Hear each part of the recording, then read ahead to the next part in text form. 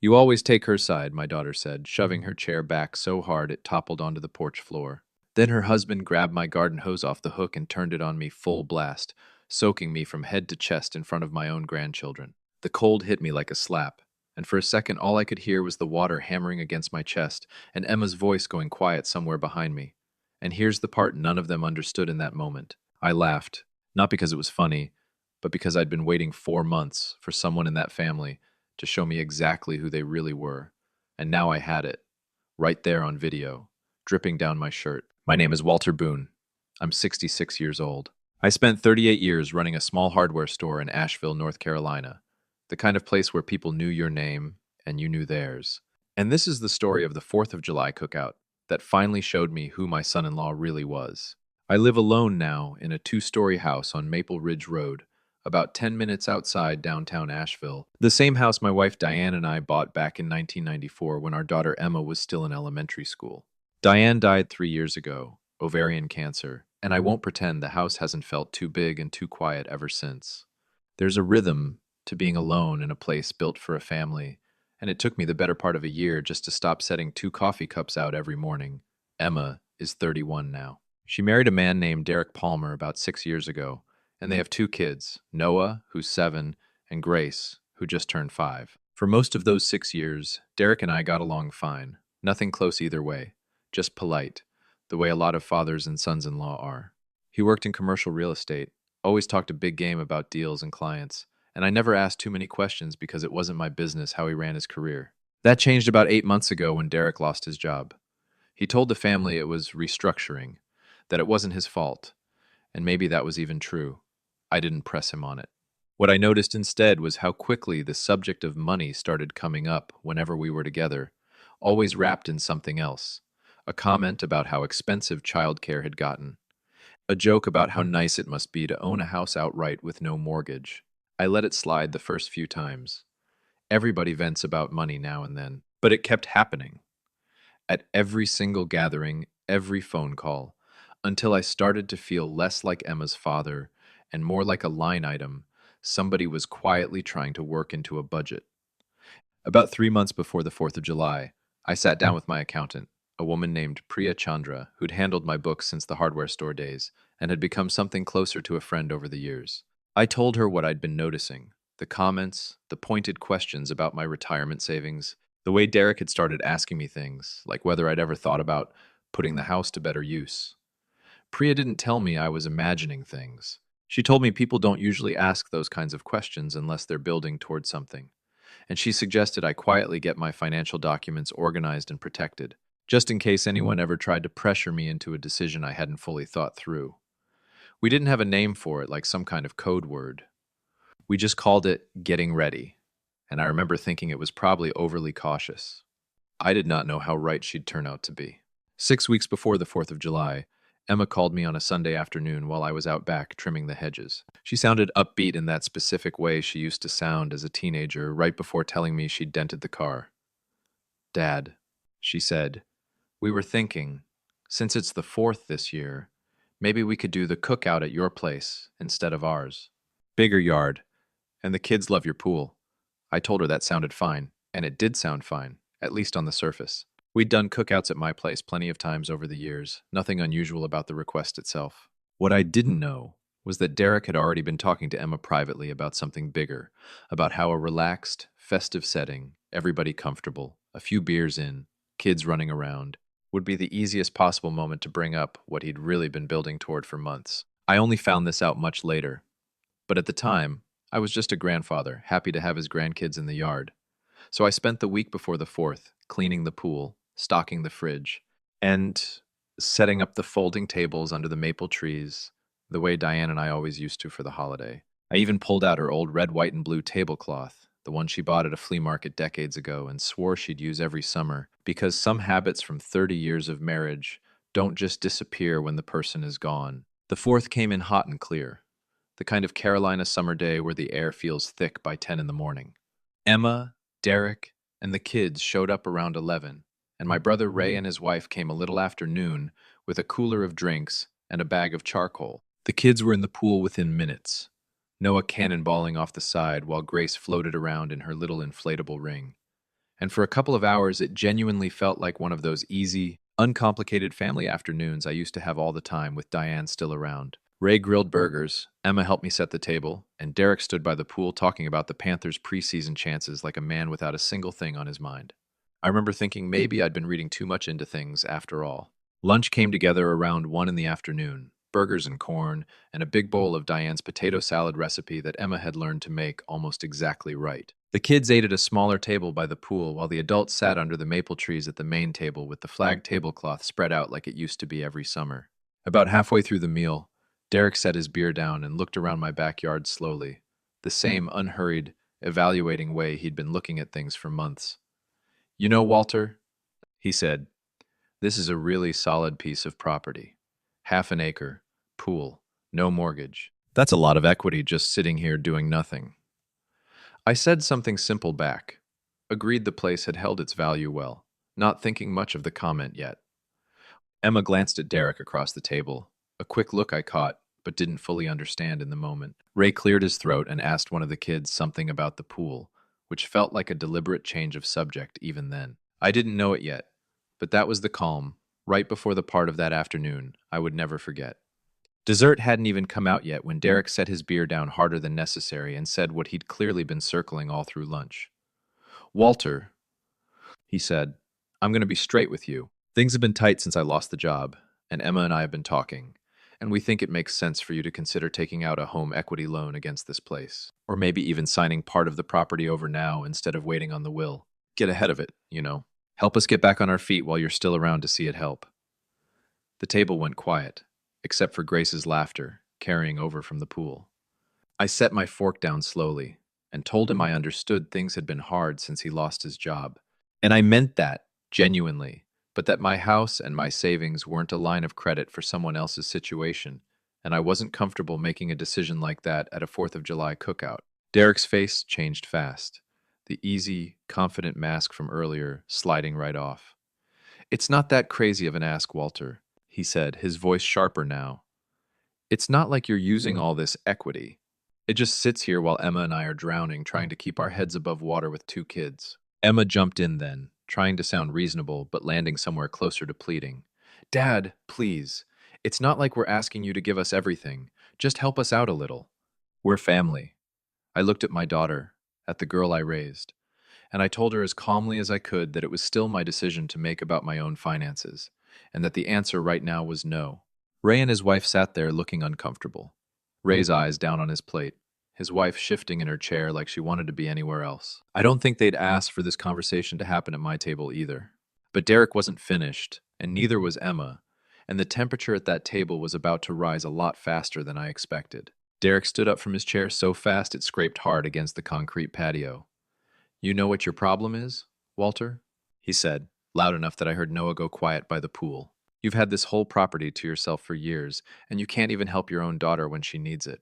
I told him to lower his voice, that there were kids close enough to hear him, but he kept going, saying I'd always been like this, always more concerned with my own comfort than with actually helping the people who needed me. Emma chimed in right behind him, her voice climbing along with his. "You have all this space and all this money just sitting there, Dad, and you won't even talk about it for 2 seconds."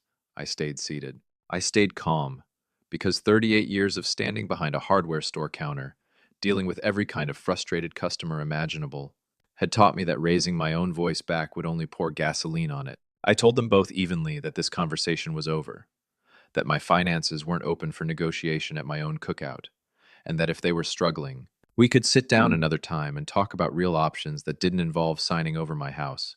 That was when Derek reached over, grabbed the garden hose I'd left coiled by the patio for filling the kiddie pool, cranked the nozzle to full blast, and turned it directly on me. The water hit me square in the chest and face, ice cold even in July heat, knocking my glasses sideways and soaking straight through my shirt in 1 second flat. I heard Grace start crying by the pool, confused and scared by the sudden noise and the way everyone had gone rigid. For about 3 full seconds, nobody at that table moved. Derek's hand was still gripping the hose, water still trickling out of it, his face somewhere between defiant and already regretting it.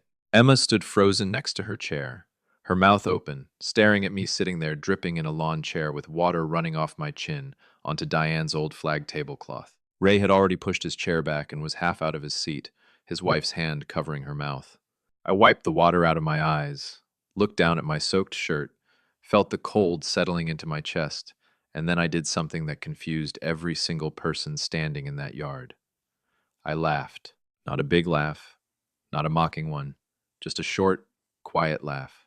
Because in that exact moment, sitting there soaked at my own 4th of July table, I understood with total clarity that everything I'd quietly prepared for over the last 3 months had just become necessary, and I no longer had to wonder whether I was overreacting to any of it.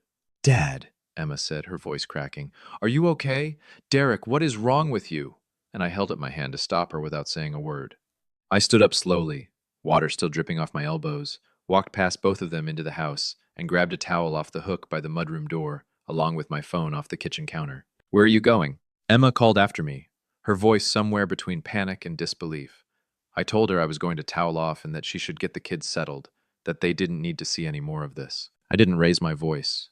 I didn't accuse anyone of anything out loud in front of Noah and Grace. I simply walked back out to the patio a minute later, toweling my hair dry, and sat down in a chair a few feet from the table while my daughter stood there in the middle of the yard, still holding a dish towel she'd grabbed for no reason, still not fully grasping what her husband had just started. What none of them knew, what I hadn't told a single person except Priya, was that I'd started keeping a small security camera mounted under the eaves of the back porch about 2 months earlier, angled to cover the patio and the pool area.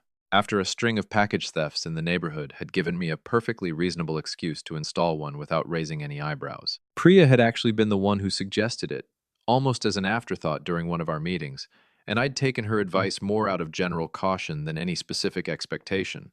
That camera had captured every second of what had just happened, clear as day, time-stamped, audio included. I sat there on the patio with a towel around my neck, water still cooling on my skin in the July heat, and I felt something settle in my chest that was somewhere between sadness and relief. Sadness that it had actually come to this. Relief that I finally, undeniably, had proof of exactly what kind of man my daughter had married.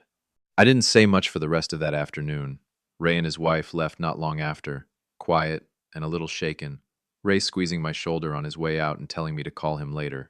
Derek didn't apologize, not really, muttering something about how I'd pushed him to it by refusing to even discuss the loan, which told me everything I needed to know about how he saw what he'd just done. Emma packed up the kids not long after that, her voice tight and her eyes red, telling me she'd call me later to talk. I told her that was fine. I hugged Noah and Grace goodbye, told them I loved them, and watched their car pull out of the driveway before I went back inside. Sat down at the kitchen table, still in my damp clothes, and called Priya. I explained what had happened, calmly, factually, the same way I'd explain a plumbing problem or a broken appliance. Because if I let myself feel the full weight of it right then, I don't think I could have gotten through the phone call. Priya was quiet for a moment before she spoke. She told me this changed things significantly, that what had happened wasn't just an ugly family argument anymore. It was an act of aggression against me, captured on camera, and that I needed to think seriously about what protections I wanted to put in place going forward. She reminded me, gently, that emotional pressure and money requests, however uncomfortable, don't carry legal weight on their own. But physical aggression, even something that might sound almost silly on the surface, like being hosed down with cold water, was an entirely different matter once it caused real fear and was documented. We agreed I should call the police that same evening, not out of some desire for revenge, but because if I didn't create an official record of what had happened while it was fresh, there'd be nothing standing between what actually occurred and whatever version of events Derek might tell people later. I called the Buncombe County Sheriff's non-emergency line around 6 that evening, and a deputy named Officer Whitaker came out to the house about 40 minutes later. He was younger than I expected, maybe mid-30s, but he had a calm, thorough way about him that put me at ease almost immediately. I walked him through the entire afternoon, start to finish, keeping my voice level and my facts straight, not exaggerating a single detail, not leaving anything important out either. I told him about Derek's request for the loan, about my refusal, about the argument escalating, and about Derek grabbing the hose and turning it on me directly in front of my grandchildren. I told him about the doorbell camera aimed at the patio, and his expression shifted, the way I imagine it does whenever a case suddenly has real evidence behind it instead of just one person's word against another's. We went inside, pulled up the footage together, and watched it twice. Officer Whitaker took notes the whole time, occasionally pausing the video to ask a clarifying question. Exactly where I'd been sitting, how close Derek had stood when he grabbed the hose, whether it looked like an impulsive grab or something more deliberate. I told him honestly, it looked deliberate to me, that Derek had walked several feet to reach the hose, picked it up, and turned it on with clear intent, not knocked it over by accident while gesturing. He nodded, told me this would likely be documented as a report for assault by physical contact or possibly harassment, depending on how the DA's office wanted to classify it, given there was no injury, and that they'd be reaching out to Derek to get his side of things as well. That night, lying in bed with my chest still faintly aching from the cold water and the tension of the day, I thought about Diane, about how she would have handled watching her son-in-law do something like that to me.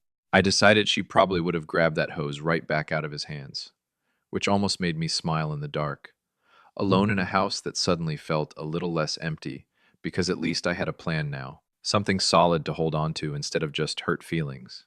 2 days later, Officer Whitaker called to let me know they'd spoken with Derek. According to what I was told, Derek tried to frame the whole thing as harmless, insisting it was a joke that got out of hand, that he never meant to actually soak me, just spray near me to lighten the mood after a tense conversation. The problem for him was the footage didn't support that at all. It clearly showed him walking directly toward me, aiming the nozzle at my chest and face from close range, and holding it there for several seconds while I sat completely still, not laughing, not playing along, before I finally reacted. Officer Whitaker told me the footage, combined with witness statements from Ray and his wife, both of whom confirmed it hadn't looked like a joke to them either, meant the report would move forward, and that Derek would likely be issued a citation for harassment, with the possibility of it escalating further if I chose to pursue it as an assault charge given the intent shown on camera. Over the next several days, my phone rang constantly. Emma, mostly, occasionally Derek, the voicemails swinging between apologies and quiet defensiveness, depending on who was calling and what mood they were in.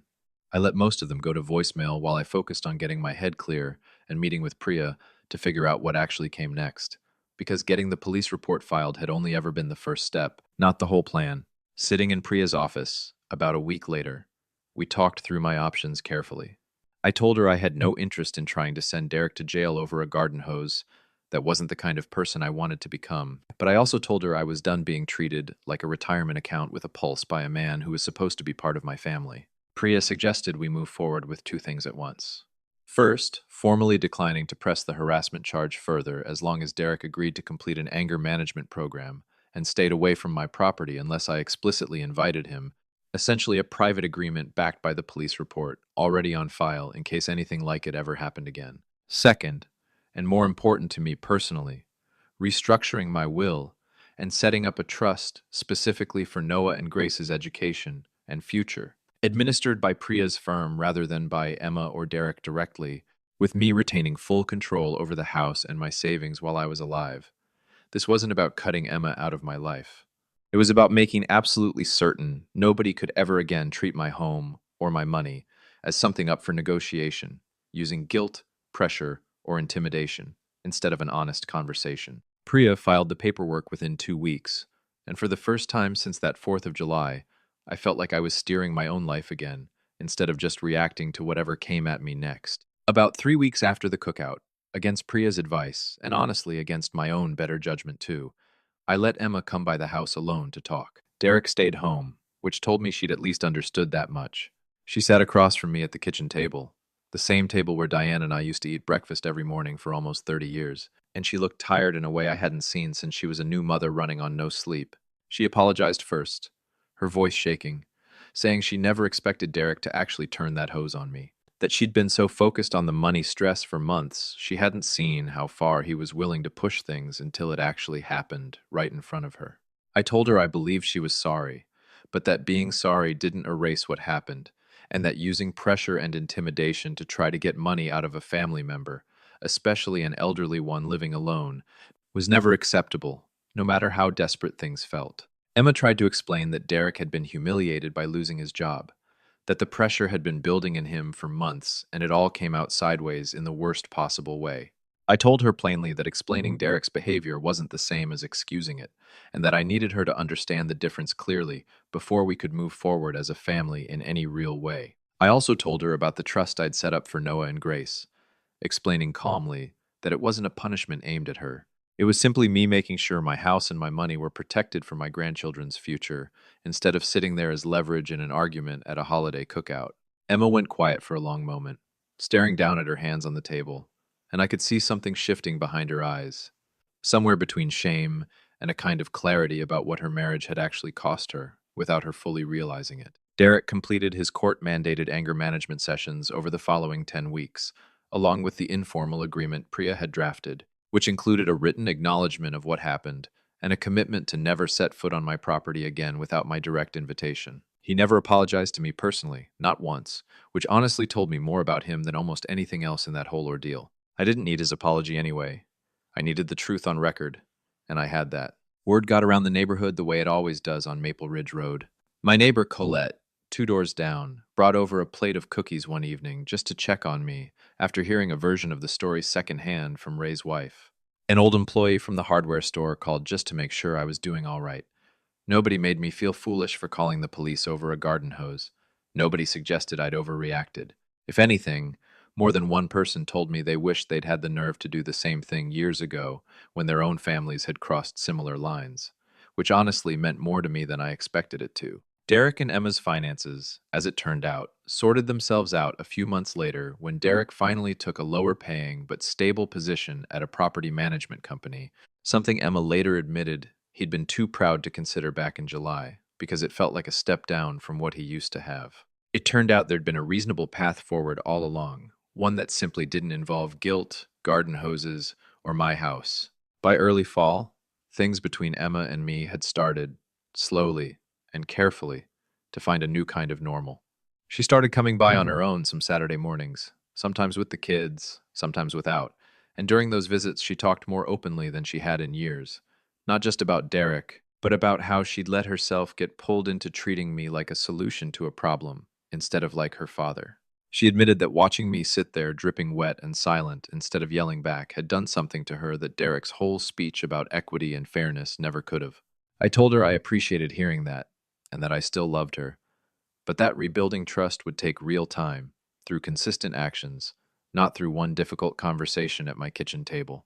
Derek and I spoke exactly once after everything settled, a short, stiff conversation at a gas station of all places, where we happened to run into each other filling up our cars. He nodded at me, said something vague about hoping there were no hard feelings, and I told him honestly that there weren't hard feelings exactly, just a clear understanding now of where things stood between us, and that whether we ever got past that was going to depend entirely on him, not on me pretending it never happened. I started seeing Noah and Grace again on a regular basis, usually with Emma bringing them by on weekend mornings. And slowly, my backyard filled back up with the sound of 2 kids cannonballing into the pool and chasing each other around the same maple trees Diane used to sit under every summer. It's been almost a year now since that 4th of July, and my life looks different than it did back then, quieter in some ways, steadier in others. I still keep that camera mounted under the eaves, not out of fear exactly, more like a habit I've decided is worth keeping, a small, practical form of self-respect I never used to think I'd need.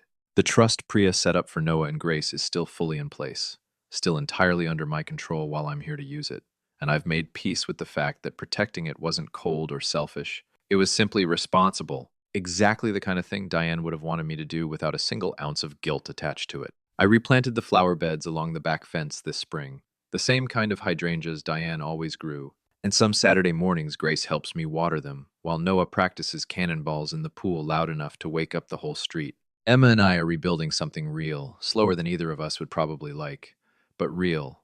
One honest conversation at a time, instead of pretending that afternoon never happened. I never went looking for any kind of payback that 4th of July. Not really. Not in the way people usually mean when they use that word. All I ever wanted was for my own home, my own money, and my own choices to finally be respected by the people who were supposed to respect them the most. And sometimes protecting yourself calmly, honestly, and with the truth on your side is the only kind of justice that actually holds up over time. If you made it this far, people, I appreciate you sitting with my story from start to finish. And if any part of it hit close to home for you, let me know in the comments where you're watching from tonight. And if you'd like more stories like this one, stick around, because I've got plenty more to tell you.